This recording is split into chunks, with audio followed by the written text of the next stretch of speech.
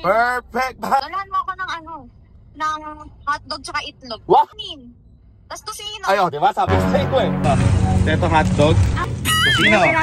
Dalawang itlog. Sabi niya ha, hotdog, tusino, itlog. Hindi niya sinabing luto. Tumatawag na naman si Jenilyn. Bakit? Kuya! Bakit? Kuya, dadaan ka ba sa bayan? Ha? Dadaan ka sa bayan? Bakit? Dadaan ka nga! Bakit nga? Magpapadala ako pagkain. Perfect! Bakit? Ano ka, Disney princess ka ba? At magpapadala ka ng pagkain? Ba't diyan ka nilang bumili? Ala, minsan lang naman ako magpadala sa iyo eh. Hindi na ako makakalabas. Di pa kasi ako nagla-lunch. Malamang di pa lunch. Bobo talaga eh. Maya-maya pa naman yung break time namin. Bobo dito yun, no? Dalahan mo ako. Dalahan mo ako ng hotdog tsaka itlog. Wow! Wow! Sige na! Kanin, syempre. Ano pa? May kanin. Tapos tusino. Ayo, di ba? Sabi ko sa iyo eh. Sabi ko sa iyo eh.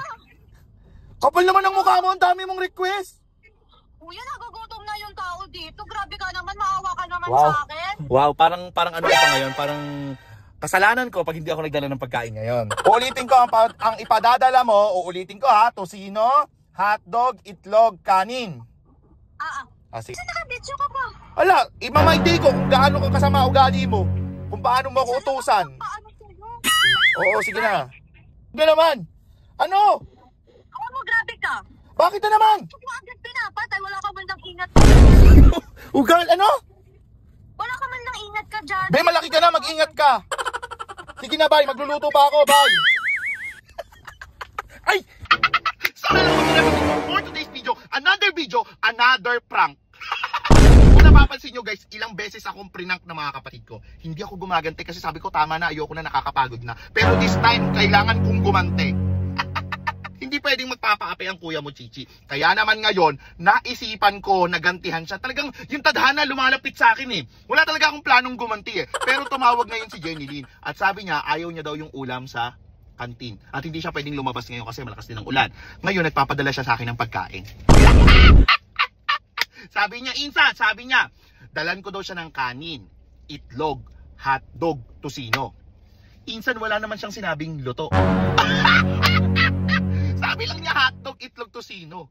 Eh, hindi naman niya sinabing magdala ka ng lutong hotdog, lutong itlog, at lutong tusino. Bobo talaga si Jenilyn. So ngayon, igaganti tayo. Ngayon, pupunta tayo sa school niya mamayang alas 12 kasi 10:21 pa lang ngayon eh. Ayan o, 10:21 pa lang ngayon. So, ngayon, dadala natin siya ng literal na hotdog na hindi luto, saka tusinong hindi luto, saka itlog na hindi luto. Yung kanin. So, pwede naman luto yung kanin. Pwede din hindi. Kasi, kanin. Umanda ka sa akin ngayon, Jenilyn. Akala mo makakakain ka. Dadalang kita ng pagkain pero hindi luto kasi ang sabi mo magdala lang ng hotdog, itlog, tusino. Hindi mo naman sinabing lutong hotdog, lutong itlog at lutong tusino. Kaya ngayon umanda ka sa akin. Kasi ngayon, magugutom ka. Mapipilitan kang kumain ng hilaw. Kaya ngayon, Jenilyn, kung mapapanood mo to, humanda ka sa akin dahil hindi kita tatantanan. Dahil tadhana na ang lumalapit sa akin eh. Di ba bigla kang tumawag, tapos bigla ako nakaisip, tapos yung circulation of motion ng brain cells, ang daming explanation. Basta ayun, ngayon bibili tayo ng pagkain ni Jenilyn. Pero mag-gym muna ako. Ha? Sige, go. Bye-bye. Update ko kay mamaya. A few moments later. Tapos ko lang mag-gym. So katatapos ko lang mag-gym mga repatips, ngayon ibibili na natin ang ulam si Jenilyn.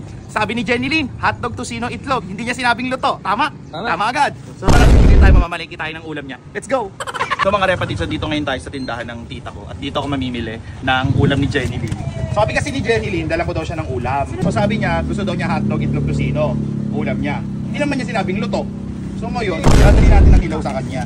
So yan, may dala na akong Tupperware. Tara, hotdog nga po. Mga 10 kilo. Ito hotdog. Tusino. Ito. Okay. Tara na sa general at dadali natin ito sa kanya. Wala ba itong bayad? Mayroon. Meron ba? Ayan. Minsan samahan mo kayo mantika. Ang talino mo talaga. Mantika nga ate. Isang galon. Para doon niya pipirituhin. Repatids, gutom na gutom si Jenilyn. Tapos, pagdating namin, hindi niya alam, hindi pala luto yung pagkain niya. Patids, nandito na kami sa school ni Jenilyn. Hintay na lang natin si Jenilyn dumating. So, and at this moment, nandito na siya para ma-receive ang kanyang ulam. Guys, ayun na si Jenny Lynn. Ayun na siya.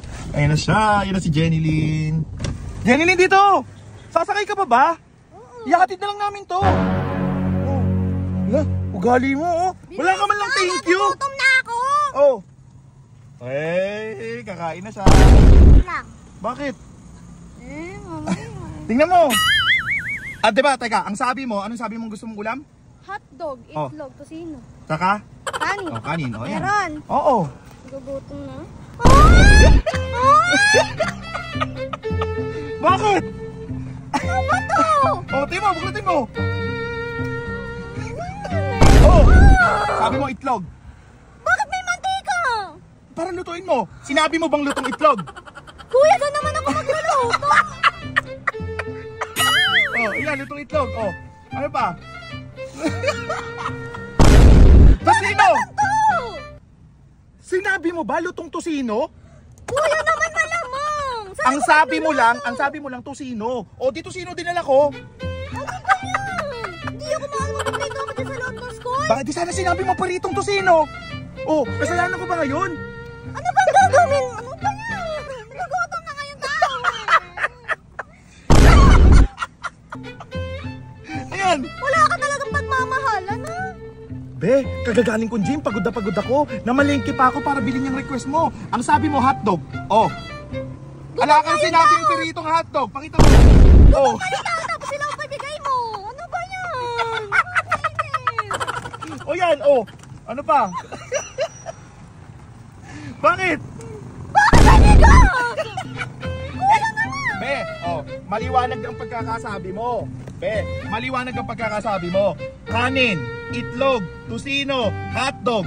Oh, wala ka namang sinabing, Kuya, padala naman ako ng piritong hotdog, piritong tusino, nilagang itlog, or piritong itlog sa kakaning sinaing. Anong gagawin ko dito? Wala ako magluluto.